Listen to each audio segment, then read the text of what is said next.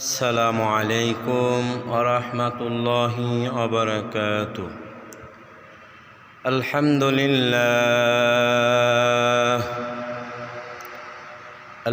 لله نحمده ونستعينه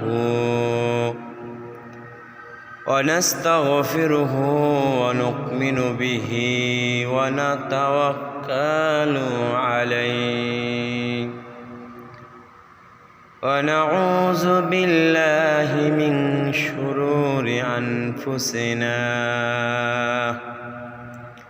من يهدي الله فلا هادي له ونشهد أن سيدنا وسندنا وحبيبنا وطبيبنا وقلوبنا وأولانا ومولانا محمد.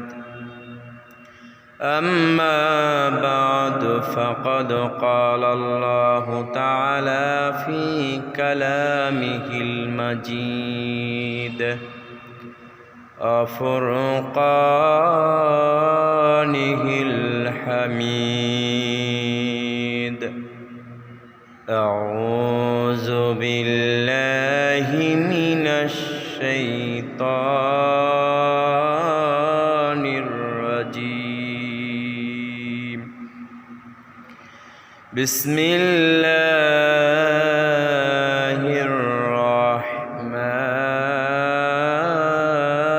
الرحيم.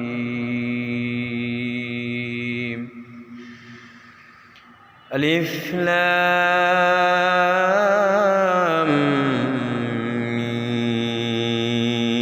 ميم.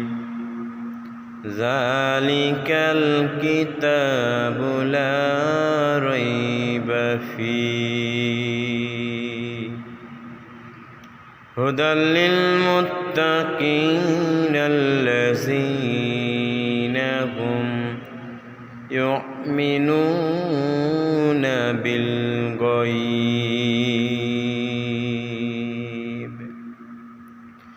صدق الله المولانا العظيم وصدق الله رسول النبي الكريم ونحن على ذلك من الشاهدين والشاكرين والذاكرين. الحمد لله رب العالمين.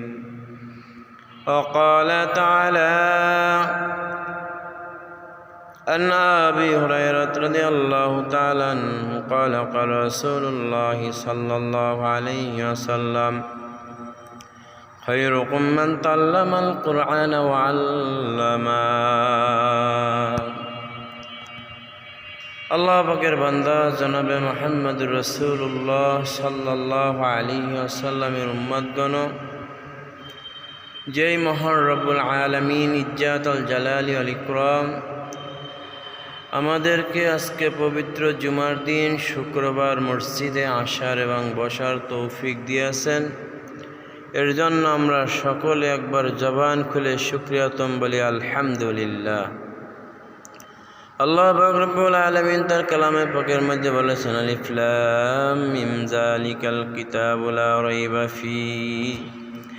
যে আমার বান্দা বান্দিরা, আমি মাওলার কালামে পাকের মধ্যে কোনো ভুল নাই, কোনো সংশয় বা সন্দেহ নাই। কেউ যদি এই ভুল ভ্রান্তি বের করতে পারো, কেউ কখনো কোনোদিন পারে না, আর কেউ পারবেও না।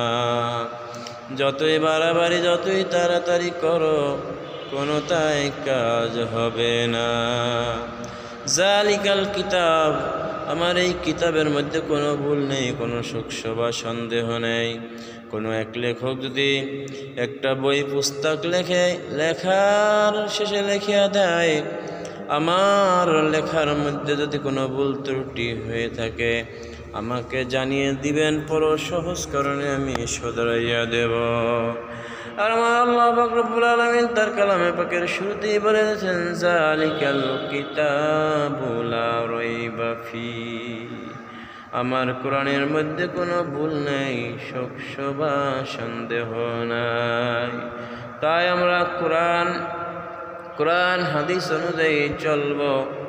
আল্লাহ পাকের কালাম নবীর হাদিস অনুযায়ী যাতে আমরা জীবনযাপন গঠন করতে পারি, সেই তৌফিক আল্লাহ পাক রব্বুল আলামিন আমাদেরকে দান করুন। আল্লাহুম্মা আমিন।